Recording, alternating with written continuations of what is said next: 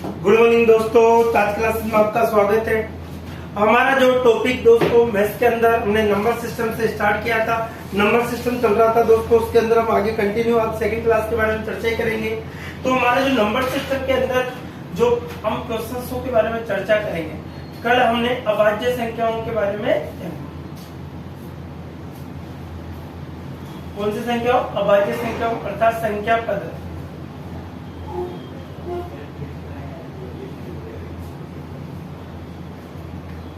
के बारे में चर्चा करें, संख्या पद्धति नंबर सिस्टम के बारे में। कल हमने अभाज्य संख्याएं देखी थी, अभाज्य संख्या को हमने पूरा पढ़ लिया था दोस्तों। आज हम उसके आगे करते हैं। देखिए, अभाज्य संख्या के बाद में आती है आपकी परिमेय संख्या, रेशनल नंबर, परिमेय संख्या। देखिए साहब, ऐसी संख्या जिसको P अपॉन Q, जहां Q does not equal to 0 के रूप में लिखा जा सकता है, ठीक है। ऐसी संख्या जिसको P अपॉन Q, जहां Q does not equal to 0 के रूप में लिखा जा सकता है। तो देखिए दोस्तों, अर्थात यहाँ पर Q does not equal to 0 का जो मतलब क्या है, जैसे हम 1/0 नहीं ले सकते। यदि 1/0 लिखते हैं उसका मतलब इनफाइनाइट होता है, जो कि असंभव है। उसका मतलब क्या? असंभव। इसलिए मैंने देखिए दोस्तों, यहाँ पर Q does not equal to क्या लिखा है? 0 लिखा है, ठीक है। अब अगर हम आगे देखिए इसी के अकॉर्डिंग हम और भी क्वेश्चन से, तो देखिए जैसे 3/4 हो, -7/25 हो गया, 22/7 हो गया, 19/20 हो गया, 4/5 हो गया, 9/10 हो गया, 11/12 हो गया। कोई भी एनी वन संख्या है, वो सभी संख्या क्या होती है दोस्तों? परिमेय संख्या होती है। या फिर हमने पढ़ा है जैसे प्राकृत संख्याओं के बारे में। देखिए, प्राकृत संख्या अर्थात देखिए प्राकृत संख्या क्या होती है दोस्तों? 1 है, 2 है, 3 है, 4 है, 5 है, 7, धीरे कहां तक? अनंत तक चलेगी। कहां तक चलेगी दोस्तों? अनंत तक चलेगी। तो ये प्राकृत संख्या है, इसे नेचुरल नंबर के नाम से भी जानते हैं, प्राकृत संख्या।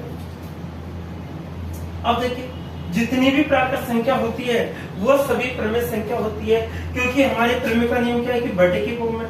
तो सभी के अंदर अगर मैं नीचे बटा लगा देता हूँ तो उसकी फॉर्म P/Q की फॉर्म बन जाती है, और P/Q की फॉर्म बनने के कारण जितनी भी संख्या है सब क्या होती है दोस्तों? परिमेय संख्या होती है। इसी प्रकार के हमसे प्राकृत संख्या के बाद में आते हैं हमारे पूर्ण संख्या। कौन सी संख्या आती है दोस्तों? पूर्ण संख्या। पूर्ण संख्या के अंदर यदि प्राकृत संख्या के अंदर 0 शामिल करें, यदि प्राकृत संख्या के अंदर हम 0 शामिल कर ले तो वह सभी संख्या कौन सी बन जाती है दोस्तों? पूर्ण संख्या। यदि हम प्राकृत संख्या के अंदर 0 शामिल कर ले तो वो सभी संख्या कौन सी बन जाती है दोस्तों? पूर्ण संख्या बन जाती है। इसलिए कहा जाता है कि 0 भी एक क्या है दोस्तों? हमारी परिमेय संख्या है, ठीक है। 0 भी हमारी क्या है? परिमेय संख्या है। कौन सी संख्या है? परिमेय संख्या है। जैसे मैंने लिखा 0/1, ठीक है। अब 0 में मैं किसी भी संख्या का भाग देता हूँ तो हमेशा क्या मिलता है दोस्तों? 0 ही मिलता है। 0 में मैं किसी भी संख्या का यदि भाग देता हूँ तो क्या मिलता है? हमेशा 0 ही मिलता है। तो 0 एक क्या है दोस्तों? आपकी परिमेय संख्या है, ठीक है। इसी प्रकार से अगर हम देखें तो पूर्णांक जो संख्या, पूर्णांक संख्या जो धनात्मक भी होती है और क्या होती है दोस्तों? ऋणात्मक भी होती है। 0 है, 1 है, 2 है, 3 है, 5 है, 6, कहां तक? इनफाइनाइट। इधर -1 है, -2, -3 है, -7, कहां तक चलेगी दोस्तों? कहां तक चलेगी? अनंत तक चलती है। तो जितनी भी पूर्णांक संख्या है वो भी क्या होती है दोस्तों? परिमेय संख्या होती है। कौन सी होती है? परिमेय संख्या होती है। इसी प्रकार से अगर देखें तो सम संख्या, इवन नंबर, सम संख्या भी क्या होती है? जैसे 2 है, 4 है, 6 है, 8 है, 10 है, 12 है, 14 है, 16 है, कहां तक चलती है? इनफाइनाइट। कहां तक चलती है? इनफाइनाइट तक। इसी प्रकार से आती है हमारे विषम संख्या। विषम संख्या 1 है, 3 है, 5 है, 7 है, 9 है, 11 है, 13 है। ठीक है, ये भी कहां तक चलती है दोस्तों? अनंत। ये भी कहां तक चलती है? अनंत तक। तो देखिए सब, अगर हम देखें तो कि प्राकृत संख्या भी क्या होती है दोस्तों? प्रमेय संख्या। पूर्ण संख्या भी क्या होती है? प्रमेय संख्या। और पूर्णांक संख्या भी क्या होती है? प्रमेय संख्या। सम जो संख्या होती है वो भी प्रमेय संख्या होती है, और विषम संख्या भी क्या होती है दोस्तों? प्रमेय संख्या होती है। तो इन सभी संख्याओं को P/Q की फॉर्म में लिखा जा सकता है। P/Q की फॉर्म में लिखने के कारण इन संख्याओं को क्या कहा जाता है? प्रमेय संख्या कहा जाता है। कौन सी संख्या कहा जाता है? प्रमेय संख्या कहा जाता है। और आगे देखिए हम तो कंटिन्यू, तो जिन संख्याओं को, अब और देखिए दोस्तों, जिन संख्याओं के यदि वर्गमूल निकल जाए, जिन संख्याओं के क्या निकल जाते हैं? वर्गमूल। जैसे एग्जांपल, √1 हुआ, √2, √4 हुआ, √9 हुआ, √16 हुआ, √25 हुआ, √36 हुआ, 100 कितना होगा? 49। √ कितना होगा आपका? 64 होगा।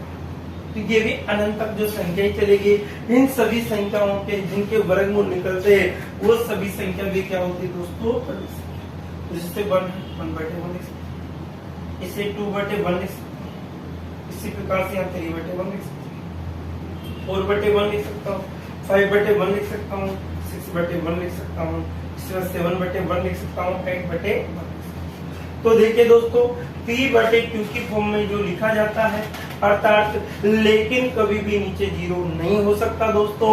तो देखिए, ऐसी संख्या को हम प्रमेय संख्या के नाम से जानते हैं। ऐसी संख्या क्या होती है? प्रमेय संख्या आ जाता है। अब प्रमेय संख्या के साथ ही हम देखें तो जो दूसरी हमारी संख्या आती है वो आती है दोस्तों अप्रमेय संख्या। अब देखिए सब, और दूसरी कौन सी संख्या आती है दोस्तों? अप्रमेय संख्या। अब देखिए, अप्रमेय संख्या के अंतर्गत क्या होता है? अप्रमेय संख्या में ऐसी संख्या जिसको P/Q, जहां Q = 0 के रूप में नहीं लिखा जा सकता, में नहीं लिखा जा सकता, नहीं लिखा जा सकता। ऐसी संख्या जिसको P/Q, जहां Q = 0 के रूप में नहीं लिखा जा सकता है, तो वे सभी संख्या क्या कहलाती है? हमारे कौन सी संख्या कहलाती है? अप्रमेय संख्या कहलाती है। जैसे एग्जाम्पल को अगर हम देखें तो सिंपल तरीके से, जिन संख्याओं के वर्गमूल नहीं निकलते वो सभी संख्याएं क्या होती है दोस्तों? अप्रमेय संख्या होती है। जैसे एग्जाम्पल को √3, √5, √6, √7, √8, √10, √11, ये सभी संख्याएं जो होती है ये अनंत तक चलने वाली होती है। इन संख्याओं के क्या नहीं निकलते दोस्तों? वर्गमूल नहीं निकलते, इसलिए ये संख्या हमारी कौन सी होती है दोस्तों? अप्रमेय संख्या।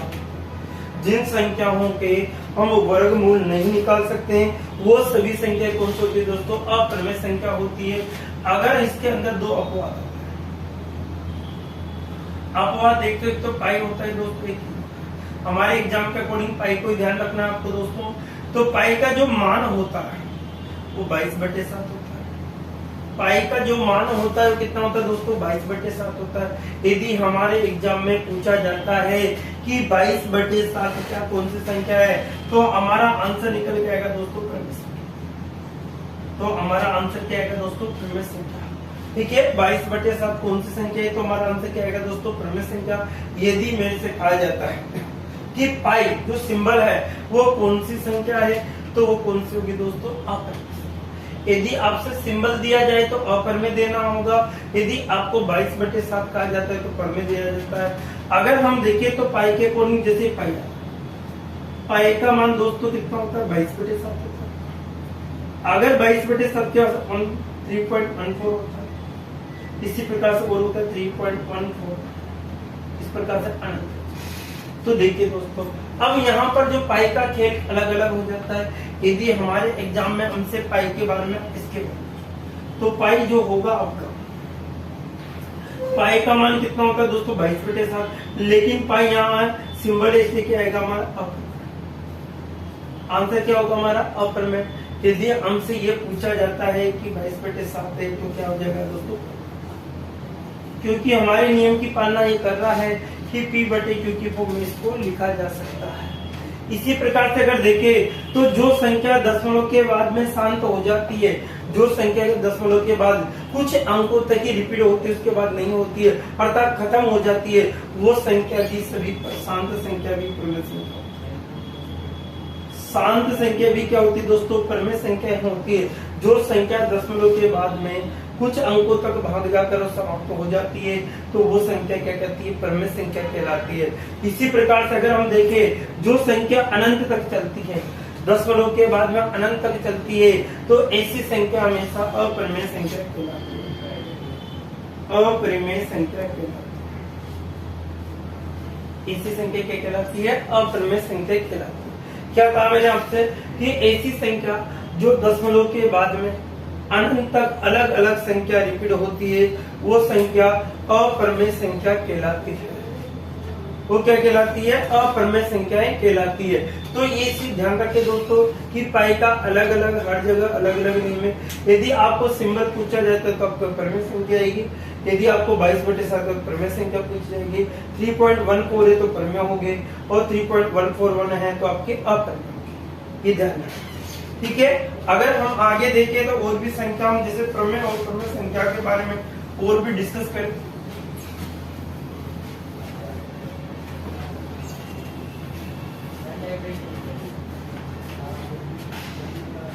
अब देखिए जैसे हमारे कोई भी क्वेश्चन अगर हमसे दे दिया जाता है तो क्या स्थिति बनती है हमारे पास? जैसे हमसे कहा जाता है क्वेश्चन के अकॉर्डिंग, जैसे हमारे आगे एक तो शांत होता है, एक अशांत।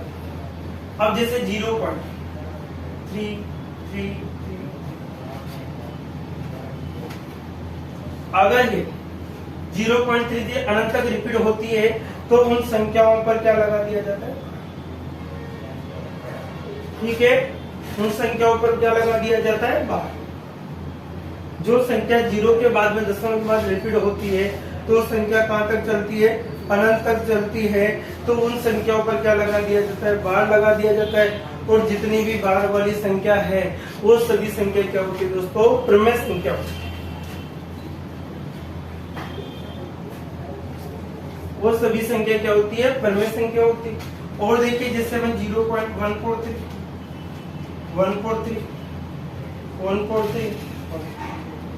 ये कहां तक चलेगा? इनफाइनाइट। कहां तक चलता है? इनफाइनाइट तक चलता है। तो इसके अकॉर्डिंग जो ध्यान दीजिए आप 0.143 के ऊपर क्या लगा दिया जाता है? बार। और जितनी भी हमारे बार वाली संख्या है वो सभी संख्या क्या होती है दोस्तों? वो सभी संख्या हमारी क्या होती है दोस्तों? प्रमेय संख्या होती है। इसी प्रकार से अगर हम देखें जैसे बहुत सी संख्या 0.2862943 ऐसे अनंत तक। यदि जो संख्या है दशमलव के बाद अलग अलग रिपीट होती है तो वो संख्या अशांत होती है। जो संख्या दशमलव के बाद में रिपीट अलग अलग संख्या के साथ रिपीट होती है वो अशांत होती है। और अशांत संख्या हमेशा अप्रमेय होती है। और अशांत संख्या क्या होती है दोस्तों? अप्रमेय संख्या होती है। जो संख्या दशमलव के बाद में अलग अलग संख्या के साथ रिपीट होती है तो वो संख्या क्या होती है दोस्तों? अप्रमेय संख्या होती है। इसी प्रकार से अगर हम देखें तो 0 पॉइंट है, 4 है, 9 है, 6 है, 4 है, 2 है, 1 है, 8 है, 7 है, 6 है, ये कहां तक? अनंत तक चलता है। तो दो दशमलव के बाद अलग अलग रिपीट होती है वो संख्या भी क्या होती है दोस्तों? अप्रमेय। कौन सी संख्या होती है? अप्रमेय संख्या होती है। तो प्रमेय संख्या अप्रमेय संख्या के अकॉर्डिंग मैंने आपको बताया जो संख्या दशमलव के बाद रिपीट होती है वो तो आपको बार में चली जाती है। और जितनी भी बार वाली संख्या होती है दोस्तों वो सभी प्रमेय होती है। और जो संख्या दशमलव के बाद अलग अलग अनंत तक चलती रहती है वो अशांत होती है। और जितनी भी अशांत संख्या है सब क्या होती है? अप्रमेय संख्या होती है। जो बार बार में रिपीट होती है जैसे अशांत अर्थात अनावर्ती, अप्रमेय अनावर्ती अर्थात आवर्ती। आवर्ती अशांत बोला जाता है इनको।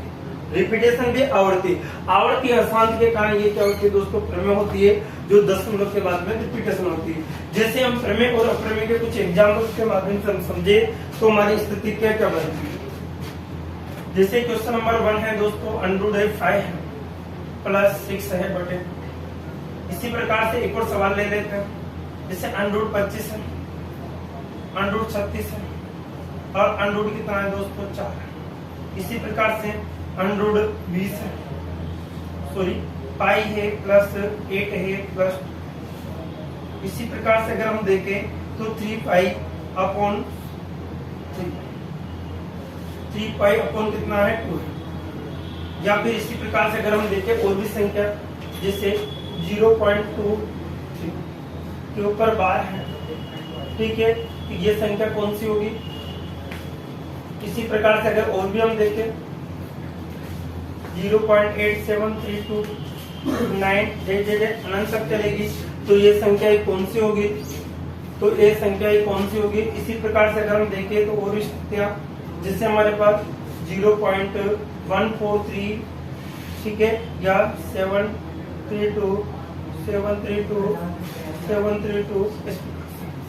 अनंत तक, ठीक है।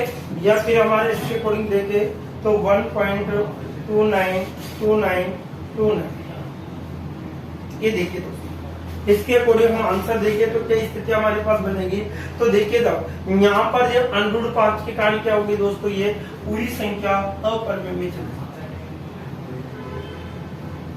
किसमें चली जाती है, अपरिमेय। √5 के कारण किसमें चली जाती है दोस्तों, अपरिमेय में। अब देखो यहाँ पे इसका वर्गमूल निकल जाता है, तो वर्गमूल कितना होगा 5, यहाँ पर इसका वर्गमूल 6 होगा और यहाँ पर कितना होगा 2। 11 बटे कितना होगा दोस्तों 2, और p बटे q की फॉर्म में जो संख्याएं होती है वो सभी संख्याएं क्या होती है दोस्तों, परिमेय संख्या होती है। अगर यहाँ पर प्लस के यहाँ पर पाई आ जाने के कारण क्या होगी, अपरिमेय संख्या। ये तो कौन सी होगी दोस्तों, परिमेय संख्या, और ये कौन सी संख्या होगी, आपके अपरिमेय संख्या। अगर देखिए यहाँ पे, अब देखो यहाँ पर पाई आ गया, पाई के कारण ये भी क्या बन गई, ठीक है। अब दशमलव के बाद जिन संख्याओं पे बार लग जाता है वो क्या होती है दोस्तों, परिमेय होती है, ठीक है। जो संख्या दशमलव के बाद में, अर्थात दशमलव के बाद में 0.23 के ऊपर बार लग रहा है, और जितनी भी बार वाली संख्या क्या होती है दोस्तों, परिमेय संख्या होती है। इसी के अकॉर्डिंग हम देखें तो ये संख्या जो दशमलव के बाद अलग अलग संख्या आती है तो वो क्या होती है दोस्तों, अपरिमेय संख्या। क्या होती है, वह अपरिमेय संख्या है होती है। इसी प्रकार से अगर देखो तो दशमलव के बाद में जो संख्या रिपीट होती है, दशमलव के बाद में जो संख्या रिपीट होती है उन संख्याओं पर क्या लगता है दोस्तों, बार लगता है। दशमलव के बाद जो संख्या रिपीट होती है उन संख्याओं पर क्या लगा दिया जाता है, बार लग जाता है। और बार वाली जितनी भी संख्या होती है क्या होती है दोस्तों, परिमेय संख्या होती है। 0.732 इसके अकॉर्डिंग जो संख्या होती है, अर्थात दशमलव के बाद जिन संख्याओं पर बार लगा दिया जाता है वो सब क्या होती है दोस्तों, आपकी कौन सी संख्या होती है, परिमेय संख्या होती है। इसी प्रकार से अगर 1.29 के ऊपर बार आ गया तो ये भी कौन सी होगी दोस्तों, परिमेय संख्या। ये भी कौन सी होगी, ये परिमेय, और ये भी क्या होगी दोस्तों, परिमेय संख्या। ये सभी संख्याएं क्या होती है, परिमेय संख्या होती है। जो संख्या दशमलव के बाद अलग अलग संख्या रिपीट होती है तो वो तो अशांत होती है, और ये संख्या क्या शांत संख्या। जैसे एग्जाम्पल फॉर अगर हम और देखें तो जैसे शांत संख्याओं के अकॉर्डिंग कोई भी संख्या है जो दशमलव के अकॉर्डिंग, जैसे 8 है, 4 है, 2 है, 6 है, 9 है, 4 है, ये संख्या क्या होगी दोस्तों, आपकी जो होगी वो कौन सी संख्या होगी, आपकी शांत संख्या है। तो शांत संख्या क्या होती है दोस्तों, क्या होती है, परिमेय संख्या होती है। इसी प्रकार से अगर हम देखें तो 0.439 और 7 है, तो ये भी शांत संख्या, इसलिए कौन सी होगी दोस्तों, ये भी क्या होगी, परिमेय संख्या। तो जो संख्याएं शांत हो जाती है वो सभी संख्या क्या कहलाती है, परिमेय संख्या। और जो संख्या दशमलव के बाद में रिपीट होती है वो सभी संख्या भी क्या कहलाती है दोस्तों, परिमेय संख्या। क्योंकि दशमलव के बाद रिपीट होने वाली संख्याओं पर क्या लगा दिया जाता है, बार लगा दिया जाता है, और जितनी भी बार वाली संख्या होती है दोस्तों क्या कहलाती है, परिमेय संख्या के नाम से जाना जाता है। तो आज हमने बहुत ही अच्छी तरह से परिमेय और परिमेय का जो कंफ्यूजन था वो क्लियर कर। एक होता है जो आवृत्ति, मैंने बोला था कि ये आवृत्ति अशांत होती है। आवृत्ति क्या होती है सर, जो दशमलव के बाद में रिपीटेशन होती है अलग अलग संख्याओं से, आवृत्ति अशांत संख्या बोला जाता है। अर्थात जितनी भी आवृत्ति रिपीट होगी उसके ऊपर बार लगेगा, बार के कारण ये क्या हो जाती है दोस्तों, परिमेय संख्या जाती है। तो ये आज हमने इस क्वेश्चंस के माध्यम से जो 8-10 क्वेश्चन किए दोस्तों, उसमें परिमेय और अप्रमेय के जो कॉन्सेप्ट है वो क्लियर कर ठीक है, तो प्रमेय और प्रमेय के जो क्वेश्चन क्या क्या बनते हैं उसके बारे में मैंने आपको डिस्कस किया। अब देखिए नेक्स्ट जो संख्या आती है हमारी, वो आती है दोस्तों भाज्य संख्या। सबसे पहले देखिए भाज्य संख्या। भाज्य संख्या, अब भाज्य संख्या होती क्या है? ऐसी संख्या जिसमें कम से कम एक पेड़ बने, ऐसी संख्या जिसमें कम से कम क्या बने, एक पेड़। एक पेड़ का मतलब होता है जोड़ा, अर्थात ऐसी संख्या जो 4 से स्टार्ट। कहां से स्टार्ट होती है? 4। 4 के बाद में क्या आएगा दोस्तों? 6। 6 के बाद में क्या आएगा? 8। 8 के बाद में 9। 9 के बाद में 10। 10 के बाद में 12। 12 के बाद में 14। 14 के बाद में 15। 15 के बाद में 16। इस प्रकार से चलेगा, ठीक है। 17 नहीं होगी, 18 होगी, 20 होगी, 21 होगी, इस सभी संख्या। तो ऐसी संख्या जिसमें कम से कम एक जोड़ा बने, एक पेड़ बने, तो हमें देखा कि 2 into 2 का एक जोड़ा बना। तो एक पेड़ बन गया, एक पेड़ या 2 into 3 का जोड़ा बना। इसी प्रकार 2 into 4 का बना, 2 into 2 into 2 का बना, अर्थात कम से कम एक जोड़ा बने, ज्यादा कितना भी बन सकते हैं। तो ऐसी संख्या क्या होती है दोस्तों? भाज्य संख्या। कौन सी? भाज्य संख्या। अगर हमसे एग्जाम में पूछा जाता है कि सबसे छोटी भाज्य संख्या, सबसे छोटी जो भाज्य संख्या है वो क्या होगी दोस्तों? 4। क्या होगी? 4 होगी। अगर हमसे पूछा जाए सबसे छोटी विषम भाज्य, क्या पूछा जाता है? विषम भाज्य संख्या, तो आंसर क्या होगा दोस्तों हमारा? 9 होगा। सबसे छोटी विषम भाज्य। अब देखो इस समय ये समय, लेकिन ये क्या है? विषम है, इसलिए विषम भाज्य पूछे तो क्या होगा दोस्तों? क्योंकि ऐसे से बैंक में एक बार सवाल पूछा जा चुका है।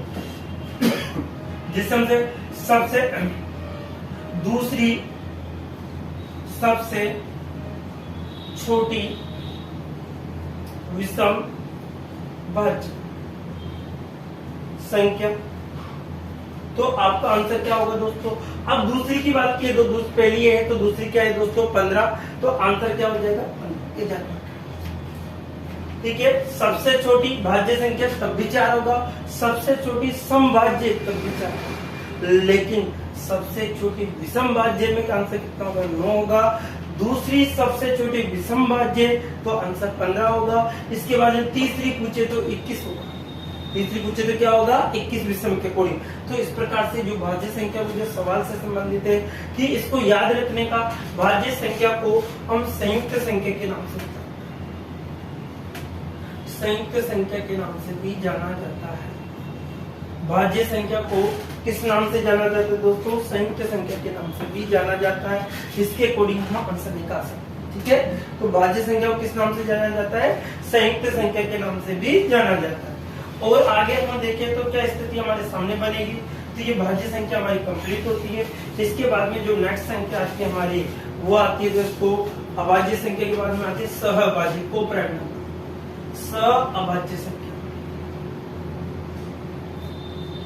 सहअभाज्य संख्या, अब सहभाज्य अर्थात को-प्राइम नंबर के नाम से जानते हैं। तो ऐसी संख्या जिसका HCF 1 हो, ऐसी संख्या जिसका HCF कितना हो? 1 हो, अर्थात HCF का मतलब हाईएस्ट कॉमन फैक्टर, अर्थात महत्तम समापवर्ती भी आप बोल सकते, ठीक है। ऐसी संख्या जिसका HCF हाईएस्ट कॉमन फैक्टर कितना हो दोस्तों? 1 हो, अर्थात जिसका महत्तम कितना होगा? 1 हो, तो वो संख्या क्या होती है दोस्तों? आपकी सहअभाज्य संख्या होती है। अर्थात ऐसी संख्या जिसके अंदर कोई भी कॉमन नहीं आए, 1 को छोड़कर, वो सभी संख्या क्या होती है दोस्तों? सहअभाज्य संख्या होती है। जैसे एग्जाम्पल, जैसे 8 है 12, 8 है 7, 9 है 13, 5 है 7, 19 है 20, 17 है 19, ठीक है। इसी प्रकार से 35 से 31। तो ऐसी जितनी भी संख्या होंगी हमारी, ये अनंत तक चलने वाली है दोस्तों। कहाँ तक चलती है, अनंत तक चलती है। तो ऐसी संख्याएं क्या होती है दोस्तों, सहअभाज्य संख्या। कौन सी संख्या होती है, सहअभाज्य संख्या। ऐसी संख्या जिसके अंदर कोई भी संख्या कॉमन नहीं आती हो, वो सभी संख्याएं कौन सी होती है, सहअभाज्य संख्या कहते हैं, अर्थात ओ प्राइम नंबर के नाम से जाना जाता है। अगर सहअभाज्य संख्याओं के अकॉर्डिंग और भी देखें तो इसी के अंदर सहअभाज्य संख्याओं के अंदर ही एक निकलती है ट्यून संख्या। कौन सी निकलती दोस्तों, ट्यून संख्या। अब ट्यून संख्या होती क्या है, अब अगर हम देखें कि ट्यून संख्या होती क्या है, ट्यून संख्या के अकॉर्डिंग हम देखें तो हमारी जो स्थिति बनेगी वो क्या बनेगी, ट्यून संख्या। ठीक है, ट्यून संख्या में क्या होता है, दो अभाज्य संख्याओं के बीच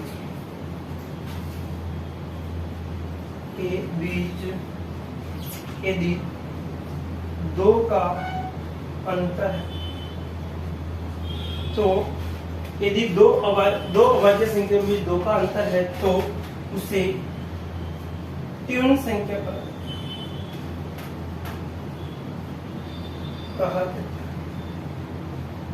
जाता है। उसे कौन सी संख्या कहा जाता है दोस्तों, ट्यून संख्या कहा जाता है। दो अभाज्य संख्याओं के बीच यदि दो का अंतर है तो उसे ट्यून संख्या कहा जाता है। जैसे एग्जाम्पल 3 5 आ गया, ठीक है, इसी प्रकार से 5 7 आ गया, क्या आ गया, 5 7 आ गया। इसी प्रकार से अगर हम आगे देखें तो 11 13 आ गया दोस्तों, क्या आ गया, 11 13 आ गया। इसी प्रकार से अगर हम देखें तो 17 19 आ गया,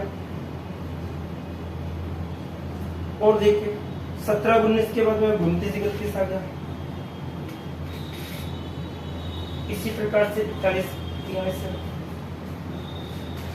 ठीक है। और भी हम संख्या जो देखें तो वो सभी संख्याएं क्या होती है, ट्यून संख्या, जिनके बीच दो का अंतर, जिनके बीच कितने का अंतर हो, जिनके बीच कितने का अंतर हो दोस्तों, जिनके बीच कितने का अंतर हो, दो का अंतर हो। तो दो अभाज्य संख्याओं के बीच यदि दो का अंतर है तो वो सभी संख्या क्या होती है दोस्तों, ट्यून संख्या होती है। कौन सी होती है, ट्यून संख्या। और जितनी भी ट्यून संख्या है वो सभी सहअभाज्य संख्या, जितनी भी ट्यून संख्या है वो सभी ट्यून संख्या क्या होती है दोस्तों, सहअभाज्य संख्या होती है। क्या कहा मैंने कि सहअभाज्य संख्या क्या होती है, ऐसी संख्या जिसमें कोई भी संख्या कॉमन नहीं आए, अर्थात जिसका एचसीएफ कितना होता हो, 1 होता हो, तो उससे क्या कहा, सहअभाज्य संख्या कहा जाता है। इसी प्रकार से हमारा जो दूसरा है ट्यून संख्या, ट्यून संख्या किसे कहा जाता है, ऐसी संख्या जिनके बीच में 2 अंक का अंतर हो, अर्थात वो संख्या भी अभाज्य होना चाहिए, भाज्य एक भी नहीं होना चाहिए। इसके अंदर तो भाज्य भी संख्या आ जाती है लेकिन इसके अंदर भाज्य संख्या नहीं आती है। और जितनी भी ट्यून संख्या होती है दोस्तों सहअभाज्य संख्या, जितनी भी हमारी ट्यून संख्या वो सभी क्या होती है, सहअभाज्य को प्राइम के नंबर, क्योंकि इनका एचसीएफ भी कितना होता है, 1 होता है। ठीक है, तो ये हम देखें। इसी प्रकार से हमारा जो ट्यून संख्या का पार्ट कंप्लीट होता है। एक जो नेक्स्ट संख्या आती है दोस्तों हमारी, देखिए पूर्णकालिक संख्या, परफेक्ट नंबर जिसे आप बोलते हो, ठीक है, पूर्णकालिक संख्या।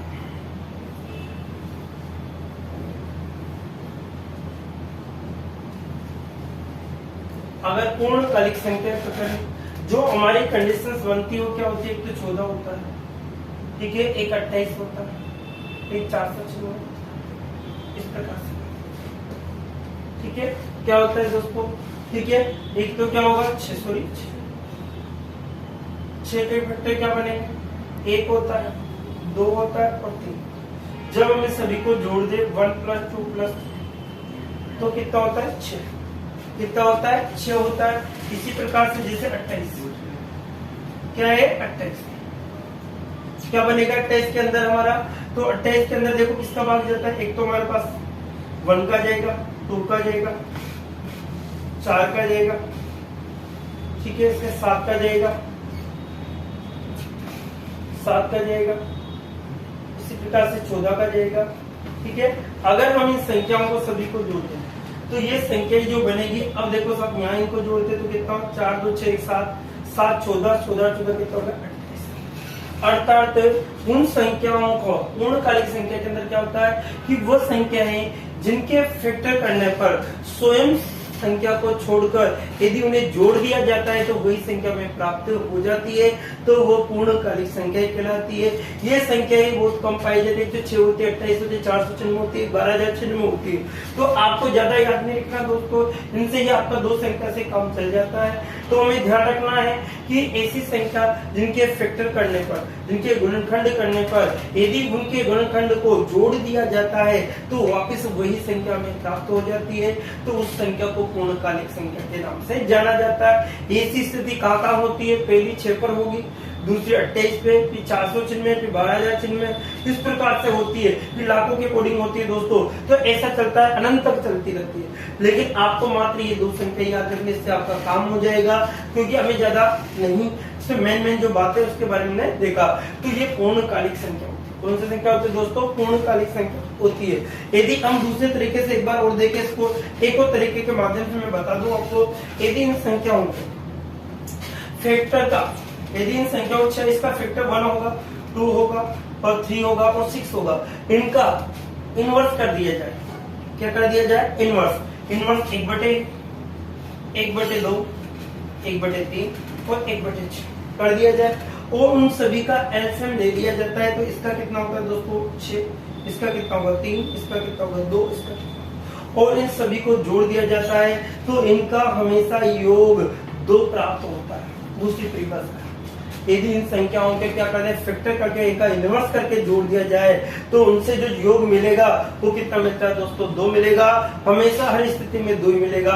इसी प्रकार से अगर 14 का देखें तो आपके क्या बनेगा? 28 का एक क्या बनता है दोस्तों? 1 होगा, 2 होगा, 4 होगा, 7 होगा, 14 होगा और 28 होगा। इसके इनवर्स के 1/1 होगा, 1/2 होगा, 1/4 होगा, 1/7 होगा, 1/14 होगा और 1/ कितना होगा? 28। एलसीएम लेते हैं तो हम 28 लेते हैं, तो 28 पहली बार आएगा, प्लस 14 आएगा, 7 आएगा, 7 चौक 28 आएगा, 2 आएगा और 1 आएगा। जब सभी को जोड़ते हैं तो देखिए इसका कोई 28 कितना होगा दोस्तों? ठीक है। अगर इसका अगर मैं 28 का भाग दूं तो इसके अकॉर्डिंग हमारे पास कितनी बार? 2। तो इस स्थिति में हमारे पास कितना आता है दोस्तों? 2।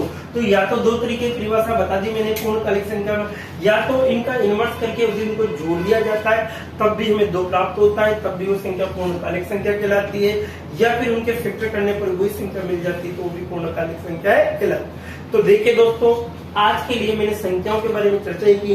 नेक्स्ट वीडियो में और भी नई नई टाइप के साथ हम चर्चाएं करेंगे। हमारा जो नंबर सिस्टम का पार्ट है उसको ज्यादा से ज्यादा अपने दोस्तों को शेयर कीजिए ताकि और भी बच्चे इसका बेनिफिट उठा सके।